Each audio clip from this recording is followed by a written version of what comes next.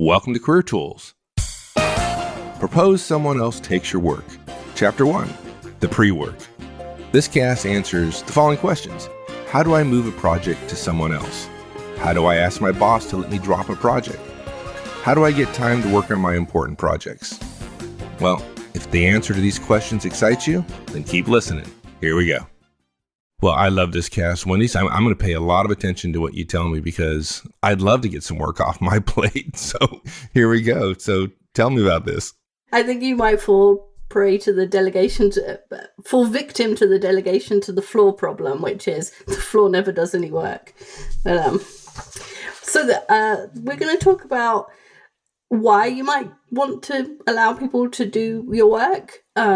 And there's lots of nefarious reasons why you might want someone else to do your work. For instance, you might just want to have a nice day and not do any work. I just want to go ride my motorcycle. It's a nice day out. Get on the Harley, ride 100 miles.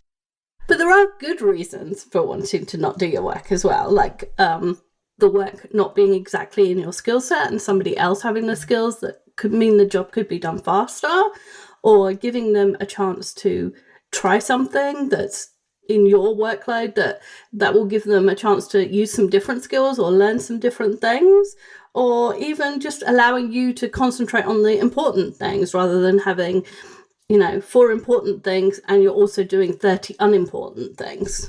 It just makes the important things have less time. Right. So unlike the way I started, we're going to assume that the intent is good here.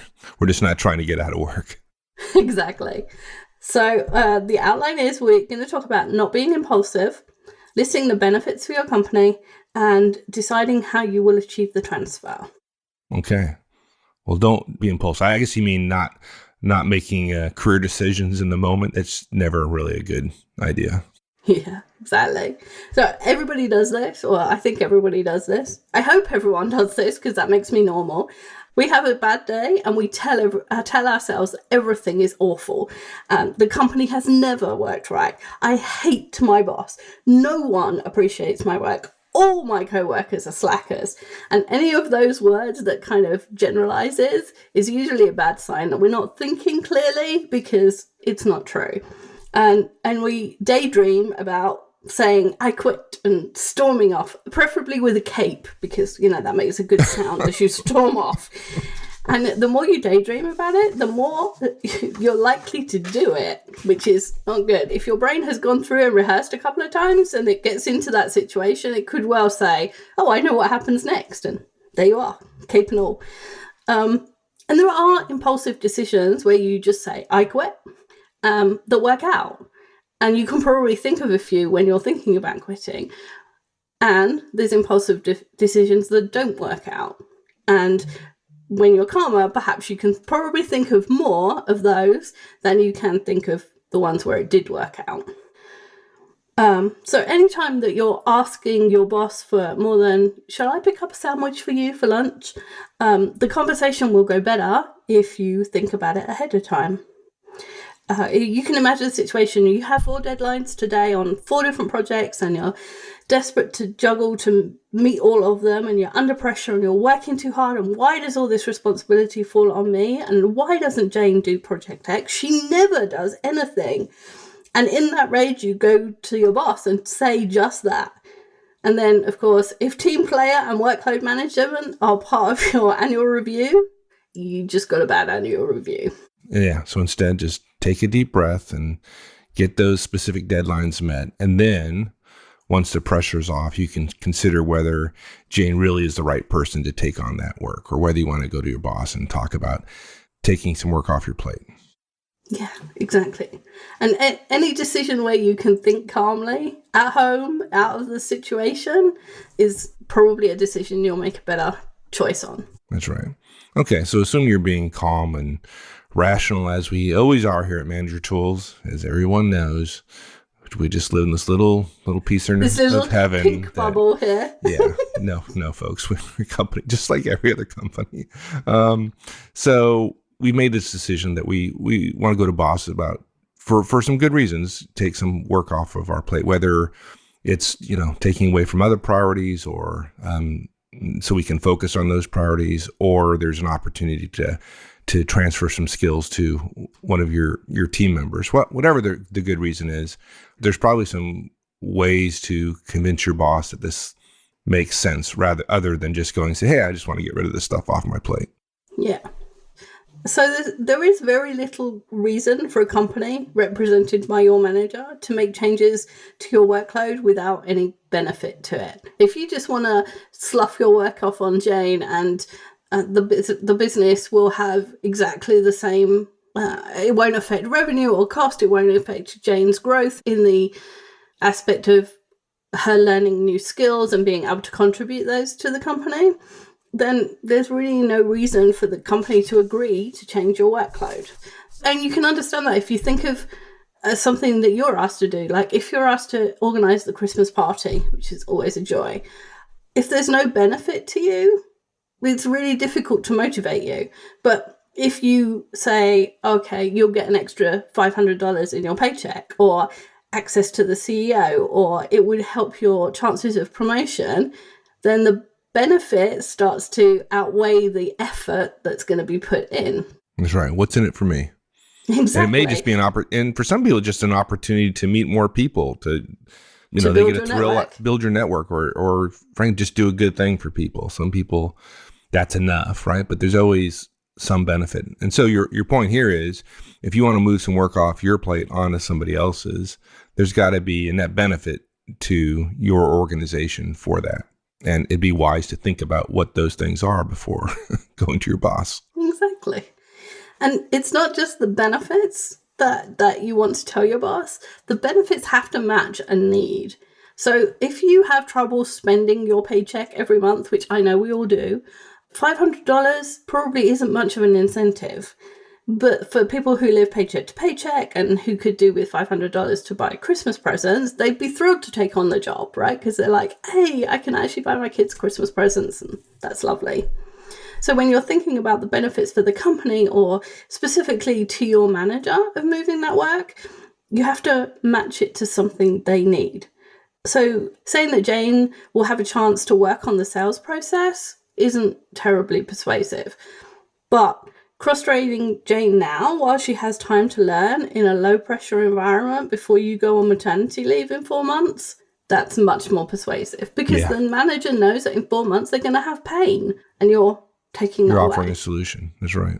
I mean, that's what commercials do all the time, right? That's why they're so persuasive, right? They often show you a situation where somebody's in pain, right? They're on a trip somewhere and they lost their baggage and they have no clothes, they have nothing, right? And you can see just the pain in their face, right? And then all of a sudden, American Express shows up and they could use your American Express card. It's easy, takes all the pain away, right? So same thing. Your boss, they represent the company. Your boss is in pain. She has certain pain points, and you have an opportunity. If you can show that there's an opportunity to reduce that pain, that's influential. Exactly. So time and money are benefits that managers and companies are always looking for. So if you can save time by making fewer people involved in the process, for example, that's a benefit that you can use in that upcoming conversation. If someone else doing the work shaves time off because you're working on big projects and it's something that you only get to once a day, and so there's like a 24-hour turnaround, and somebody else doing it will mean there's a 3-hour turnaround, that's a benefit. And if you can save money by bundling this task with another one, or needing less storage space, or having less messages floating around, those are all good things too.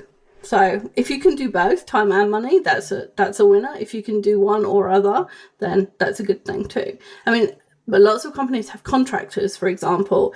If you can reduce the contractor's workload somehow, or if you're paying per week and they have hours where they're not doing anything, so you're paying them to do nothing, then by all means suggest that the contractor should do your work, because then the company is getting the benefit that they're paying for.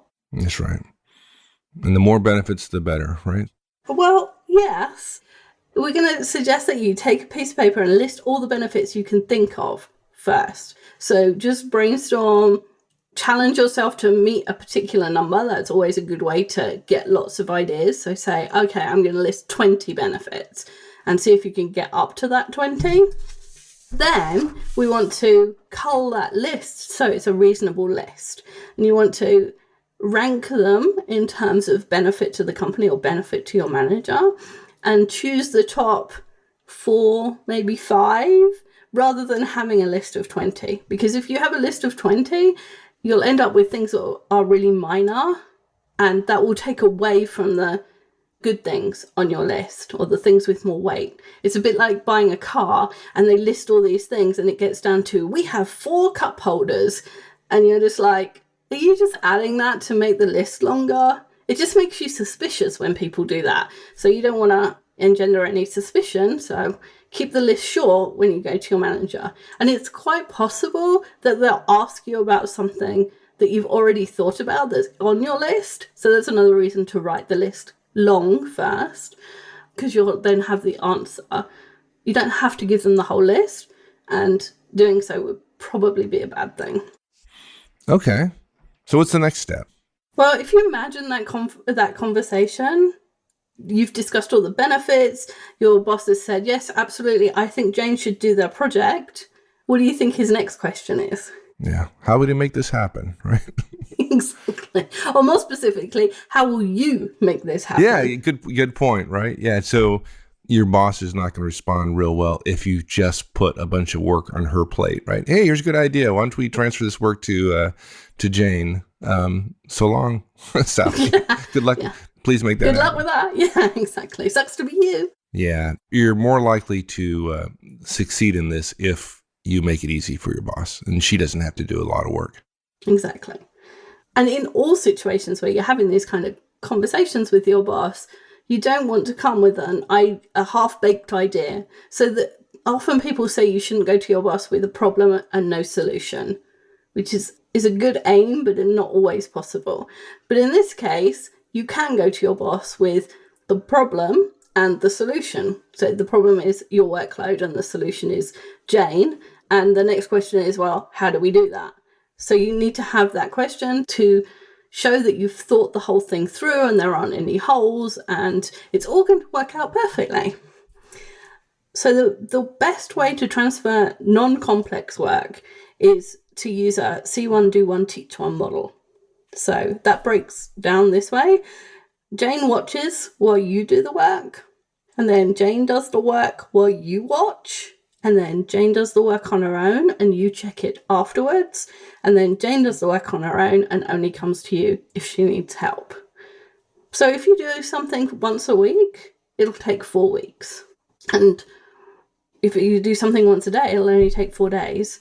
It will take some time to hand it over, and the more time you take, the better it is. If you think about transferring a task and you think, well, I get it done in half an hour. So when I'm training her, it'll only take half an hour. That's unrealistic. And it doesn't allow time for lots of explanation. Yeah, I just went through this actually within the last month. Actually, it was a kind of a 2-month thing. It's a fairly complex thing I was transferring to Paul, actually, one of the staff here at Manage Tools. And it's complex enough that we did this over a period of about 6 weeks. The task is performed twice a week. And this is the exact process, as folks might imagine, that we followed, and it worked like a champ. And it does take longer to explain, right? In the first couple, when you're explaining what you're doing and he's asking questions and you're doing the task, I bet it takes twice or 3 times as long. It does. Now, this doesn't work for obviously all tasks that you might transfer to somebody. But in this particular case, I was able to record what I was doing on a screen capture program. So it was, something done on my computer. So I could literally record it. So we did it together. I recorded it, and then he could go back and watch it over and over and over again until he got the details. So that was one way that we could. Now, folks, if you're doing something, you might not be able to capture it on your screen using software, but you might be able to use your iPhone or your Android device or a video recorder. think about ways to capture what you're doing, and that can ease the process as well. It's my favorite time-saving device of 2016 was discovering video and being able to video my screen and talking about what I'm doing. And then anybody says, how do I do this? There's a video for that. And I only have to explain it once and I don't have to write instructions. And because people get the hang of it, because they're watching the video, when things change, they can kind of roll with the changes rather than coming back to me and saying, look, instruction 3A doesn't seem to work anymore. So it's my favorite thing. Yeah, I know. Yeah, you're a recipient. we have a folder out on our shared drive somewhere that's just full of videos that Wendy's created. Pretty awesome. It's good.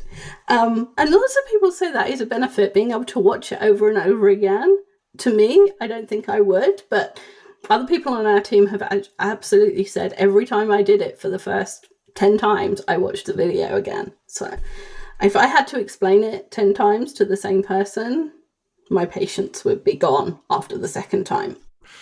I've been able to record video for a long time, right? I've been into photography and video for a while, but I've never really, you stuck in old habits. So I've never thought about using that technology to help me with work. Now, for those who are newer and younger to the workplace, maybe it's just obvious. Well, of course, I take my iPhone out and create a video and share it with folks, but who knows? I'm the same. I've known that it existed for I don't know, however long it's existed, but it never occurred to me till this year to put the two together. Right. If the job is more complex or the task is more complex, you'll need a longer time and you'll have to potentially have a whole training plan rather than just a set of instructions and that 4-week turnover, like Mike said. Like you said, you went to 6 weeks and twice a week, so that's 12 times before Paul felt confident to do it on his own. Yeah. I don't know. So now you have all the information you need to go talk to your boss about it. And then we're gonna cover the actual conversation with your boss in future guidance. Exactly. So everybody go prepare. By the time we record the one about how to talk to your boss, you'll have 20 tasks that you're ready to move off to someone else. And perhaps we'll do those one at a time because your boss will probably not be chuffed if you come with 20 tasks that you think other people can do. Probably not. And handing over the work you hate the most is a dream, and we do daydream about it. And it's often the work that we hate, somebody else is not bothered by or actually enjoys doing. So there's that part of it as well, the emotional impact of certain tasks. And you can make that happen, that somebody else takes those tasks.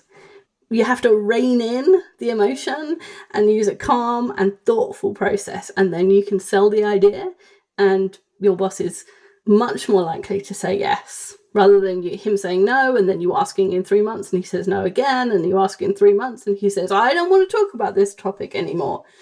So yeah, get it right first time. Yeah, my experience, you only really have one opportunity, especially when when you're asking to get rid of work that you're responsible for.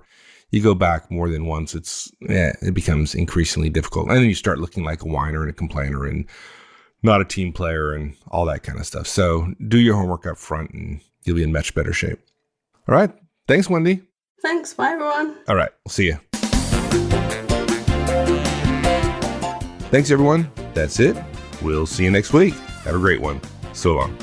Career Tools produces actionable guidance for professionals every week. To receive additional materials via our newsletter and to find products for situations you may face, go to www.managertools.com. Search for Career Tools on Twitter and LinkedIn.